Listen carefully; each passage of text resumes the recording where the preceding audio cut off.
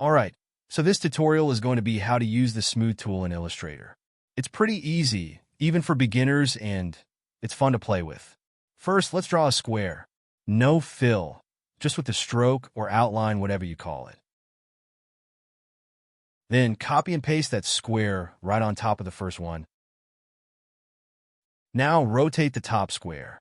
About 45 degrees should do the trick. Then select both squares.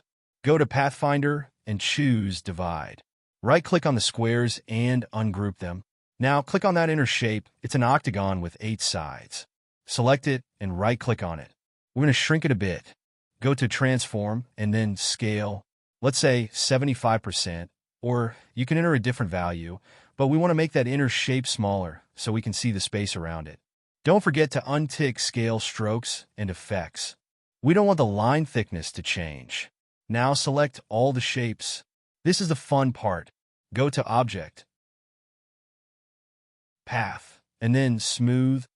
Use that slider to adjust how smooth you want it to look. Play around with it until you like the effect. That's it. You just learned how to use the Smooth tool in Adobe Illustrator.